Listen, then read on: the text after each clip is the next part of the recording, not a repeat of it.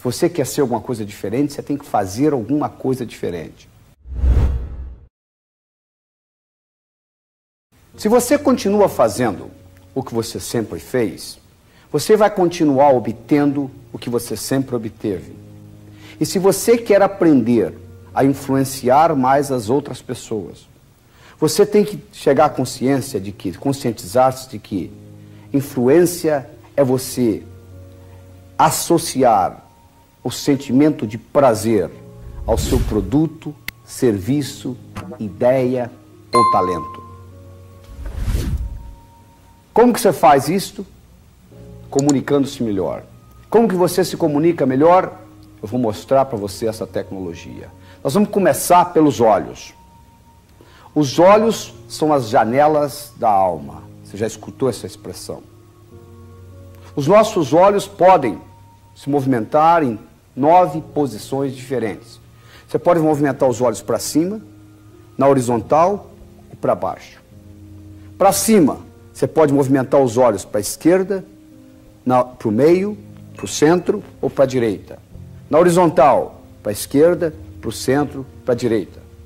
Para baixo, para a esquerda, para o centro, para a direita. A parte do centro não nos interessa nessa apresentação. Então nos sobram 6 posições diferentes. Os olhos para cima, para a esquerda, para a direita. Os olhos na horizontal, para a esquerda, para a direita. Os olhos para baixo, para a esquerda, para a direita. Todas as vezes que você movimenta os seus olhos para cima, você está processando imagens dentro do cérebro. Todas as vezes que você movimenta os olhos na horizontal, você está processando sons no seu cérebro. Todas as vezes que você olha para baixo, para a esquerda, você está conversando com você mesmo.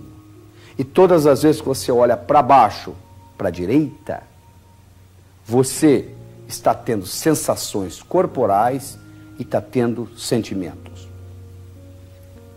Por exemplo, você nunca viu ninguém deprimido olhando para cima. Se eu descrever para você alguém deprimido aqui ao lado, e lhe perguntar a posição dessa pessoa, você vai dizer, cabisbaixa. É impossível você ficar deprimido olhando para cima.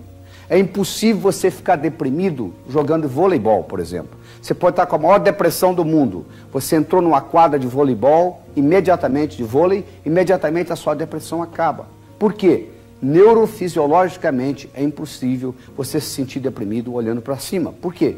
Depressão é você conversa com você mesmo e você se sente deprimido. Você conversa com você mesmo e você se sente deprimido. O que tem essa movimentação dos olhos a ver com a comunicação?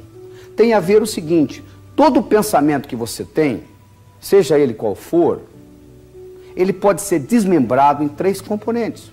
Um componente visual, um componente auditivo e um componente sinestésico. Ou você, vamos supor o seguinte, você começa a recordar um evento agradável que ocorreu na sua infância.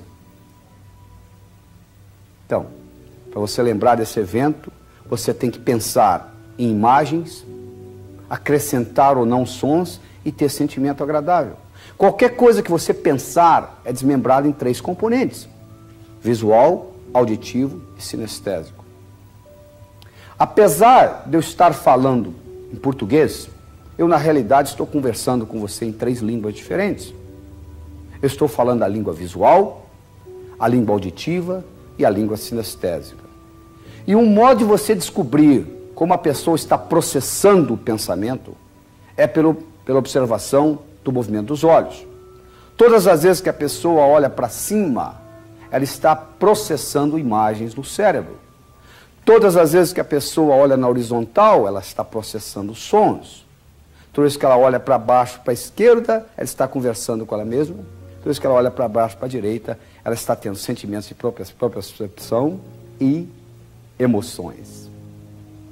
Então vamos supor o seguinte, você está conversando com alguém e você observa os olhos dessa pessoa e no momento que você fala alguma coisa, ela olha para cima. Então você sabe não o que ela está pensando, mas como ela está pensando, com imagens. Se nesse momento você disser para ela, você está vendo o que eu estou dizendo? A palavra vendo encontra o canal visual aberto e você vai se comunicar melhor com essa pessoa. Você passa a ser mais inteligente interpessoalmente. Se você está prestando atenção na pessoa falando e ela simplesmente diz o seguinte, ela não só diz, ela movimenta os olhos para baixo, para a direita. E você então diz, como que você se sente com relação ao que eu estou dizendo? A palavra sente encontra o canal sinestésico aberto. Então essa pessoa vai se sentir mais à vontade conversando com você. Existem 3 componentes da habilidade de influenciar os seres humanos. Um deles é a palavra, o segundo é o tom de voz e o terceiro é a fisiologia. Palavra, tom de voz e fisiologia. Então vamos discutir isso com carinho. A palavra representa somente 7% da sua habilidade de se comunicar e de influenciar os outros. O tom de voz representa 38% e a fisiologia representa 55%. Por isso que mesmo você tendo um doutorado em comunicação, você ainda tem muito que aprender nessa área, porque isso ainda nem chegou nas universidades. Tudo que você aprendeu em termos de comunicação através da palavra sozinha, representa somente 7% do poder de se comunicar. Deixa eu dar um exemplo que aconteceu nos Estados Unidos. Nos Estados Unidos, vende-se muito por telefone, telemarketing. E foi ensinado às telefonistas a fazer o seguinte: o indivíduo que mora em Nova York, comparado com o indivíduo que mora em Dallas, no Texas, eles falam numa velocidade muito diferente. Se você colocar um indivíduo, um texano de Dallas, conversando com um indivíduo de Nova York, o indivíduo de Nova York vai reclamar que o texano fala muito devagar. O indivíduo do Texas vai reclamar que o indivíduo de Nova York fala muito depressa.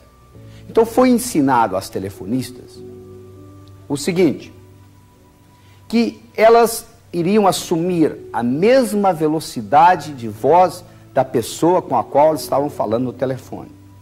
Se a pessoa falasse devagar, elas falariam mais devagar.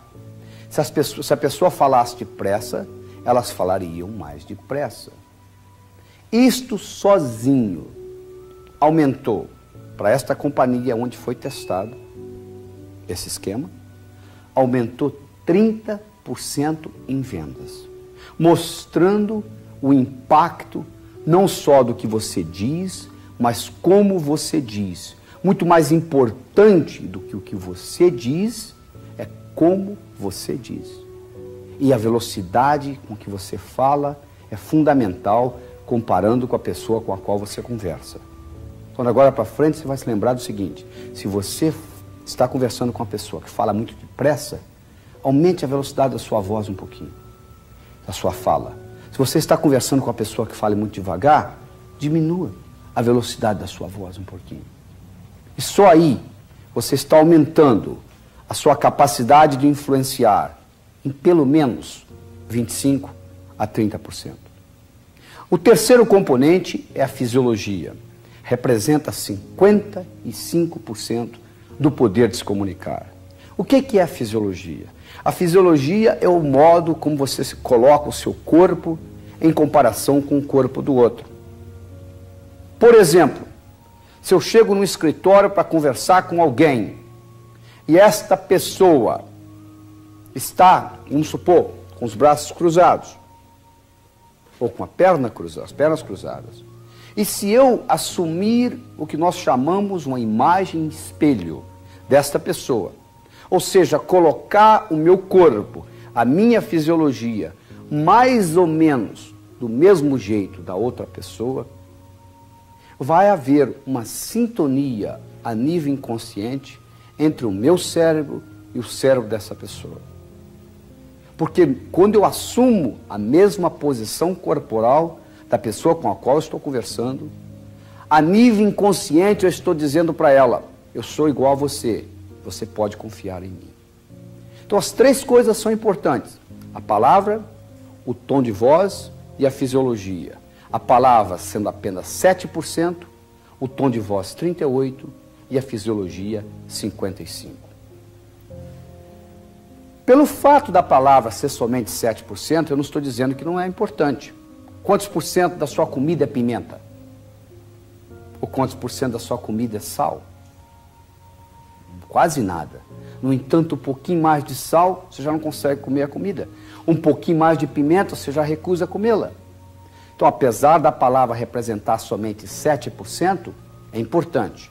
Mas ela se torna muito mais importante, essa importância pode ser multiplicada em até 10 vezes, se você leva em consideração o movimento dos olhos, e você então, agora, fala a palavra de acordo com a posição dos olhos da pessoa, ou se você leva em consideração a velocidade com a qual a pessoa está conversando, se ela fala depressa, você fala depressa, se ela fala devagar, você fala devagar, e principalmente se quando você fala, você está assumindo a fisiologia semelhante à da pessoa. Quando você combina essas três coisas, a sua habilidade de influenciar os outros vai aumentar tremendamente. E além disso, você tem que manter em mente o seguinte: todo ato humano é motivado por duas coisas e somente duas coisas: evitar sofrimento e procurar prazer. Tudo que você faz na vida, você faz ou evitando o sofrimento ou procurando o prazer. Se você, por exemplo, é fumante, por que você fuma? Porque o seu prazer de fumar é maior do que o sofrimento, o medo que você tem de ter infarto, de ter enfisema, de ter câncer ou de envelhecer precocemente. O dia que o medo de ter infarto, câncer, enfisema ou de envelhecer precocemente for maior que o seu prazer de fumar, para de fumar imediatamente, você não precisa de motivação, não precisa de nada. Por que você é gordo? Porque o seu prazer de comer é maior do que o seu sofrimento de ser gordo. O dia que o sofrimento de ser gordo for maior do que o prazer de comer, você vai parar de comer, vai diminuir, sem nenhuma motivação. Quando você está tentando influenciar alguém, quando você está no processo de influenciação, você tem que manter em mente o seguinte: a pessoa vai dizer sim à sua proposta, ao seu produto, ao seu serviço, à sua ideia, ao seu talento, dependendo desse jogo entre evitar sofrimento e procurar prazer. Se o que você oferece vai causar mais prazer do que o sofrimento dela desembolsar dinheiro ou tempo, ela vai admitir e vai adquirir a sua ideia, o seu produto, o seu serviço, o seu talento. Se não, não tem jeito. Então, levando isso em consideração, e levando em consideração que a sua inteligência interpessoal é uma combinação de coisas, entre elas a palavra e o tom de voz, e levando em consideração que a fisiologia é muito mais importante do que a palavra ou o tom de voz, você agora, quando conversando com alguém, a primeira preocupação que você vai ter em mente é assumir a mesma fisiologia corporal da outra pessoa. Como você vê nesse slide, desses três indivíduos aí colocados, esse chefe que está sentado na cabeceira da mesa, se ele tiver que promover um dos três, e tudo mais sendo igual, será promovida a pessoa que estiver com a fisiologia semelhante à dele. Se eu levasse você a um restaurante público qualquer na cidade, e lhe mostrasse de longe um casal sentado lá almoçando ou jantando, e eu dissesse para você o seguinte: você vai dar uma nota de 1 a 10 no relacionamento daqueles dois ali, sem escutar o que eles estão falando, simplesmente de longe observando o modo, a atitude deles, a atitude corporal,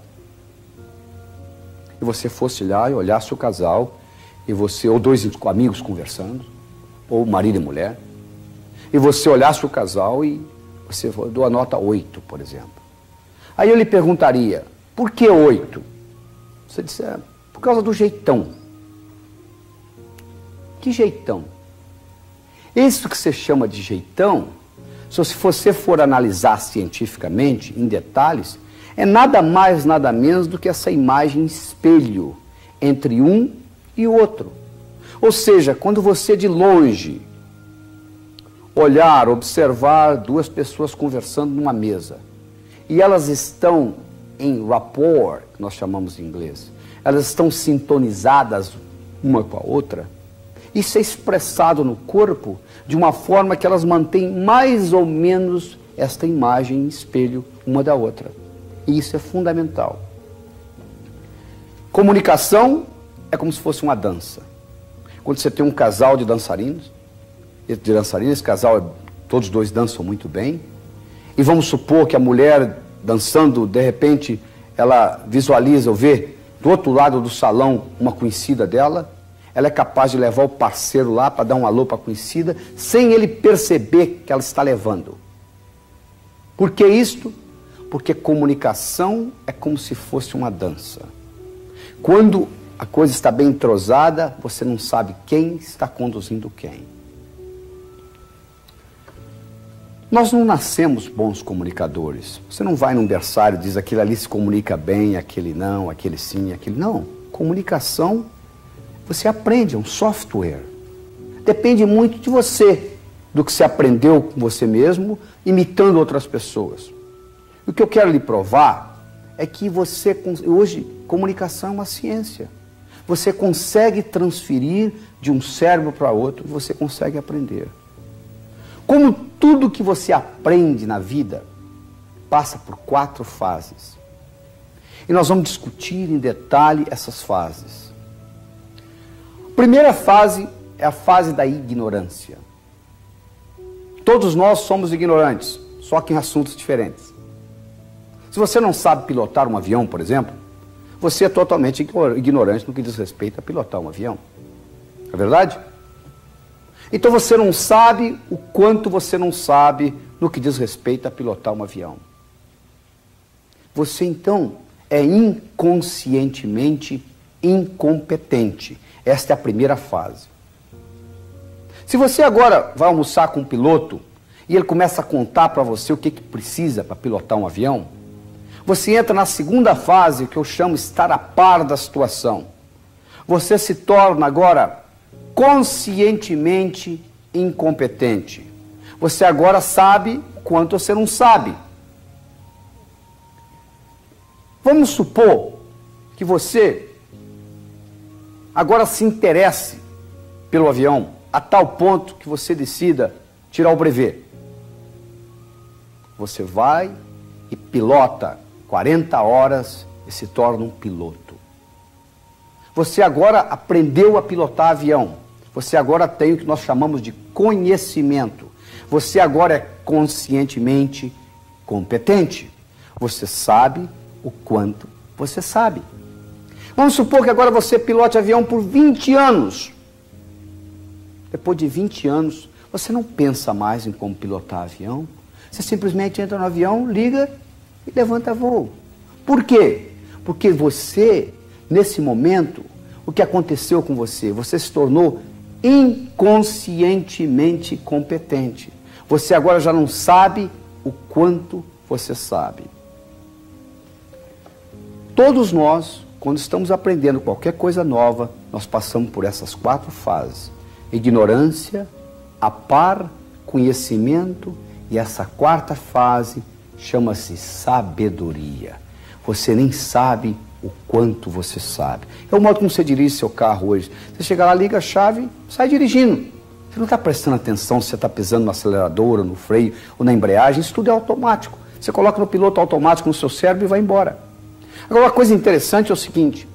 Entre a par e conhecimento, existe um processo chamado de confusão. É uma das mensagens mais importantes que eu vou apresentar para você nesse vídeo. é que confusão faz parte do aprendizado.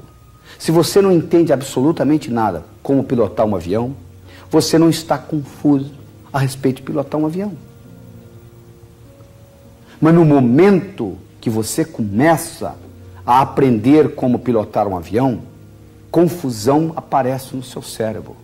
Então, confusão é bem-vinda. Nós temos que ensinar isso para as escolas, ensinar isso para os estudantes, ensinar isso para os pais, de que confusão faz parte do aprendizado. Quando você ficar confuso a respeito de alguma coisa, isso significa que você está quase adquirindo conhecimento naquilo. Então, o processo de aprendizado passa pela fase de confusão. Como passa por muitas outras fases. Como, por exemplo, passa pela fase de impacto. Isso é a primeira fase na comunicação. Você tem que causar um impacto quando você vai se comunicar com alguém. Você tem que causar um impacto quando você vai se comunicar com alguém, um assunto do seu interesse e do interesse dessa pessoa. Você tem que fazer a pessoa ficar interessada pelo assunto. Você tem que causar um impacto quando você vai ensinar alguma coisa. Então essa é a primeira fase da comunicação. O aprendizado não existe sem repetição.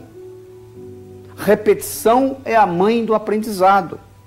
Do mesmo modo, para você comunicar alguma coisa para o cérebro da outra pessoa, há necessidade de uma certa repetição. Se você falar uma ideia uma vez só para o outro cérebro, essa ideia pode passar desapercebida. Às vezes você tem que falar 2, às vezes você tem que falar 3, 4. O aprendizado exige repetição. Como é que você aprendeu a andar? Você levantou um dia e saiu andando? Não, você levantou, caiu, levantou, caiu, levantou, caiu. Você fez isso várias vezes até que você andou. É verdade? Então é importante você aprender a repetir as coisas, talvez de uma forma um pouco diferente, para que o outro cérebro entenda a mensagem.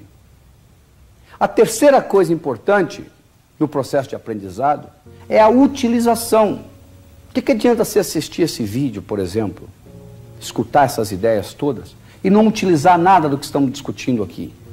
Não utilizar o movimento dos olhos, não utilizar o tom de voz, assumindo a mesma velocidade da pessoa com a qual você conversa, não utilizar a fisiologia, assumindo a postura semelhante a que a pessoa está, como se fosse uma imagem espelho. Que adianta? Ficou apenas um exercício intelectual. Uma vez você utilizando, vai chegar uma hora que isso vai interiorizar, vai ficar parte de você. Você não precisa se preocupar mais. Você vai chegar um momento que você não vai precisar ficar estudando se o olho do indivíduo está mexendo para cima, ou para baixo, ou para a esquerda, ou para a direita. Isso não faz diferença mais. Entende? Porque você interiorizou, faz parte agora da sua natureza.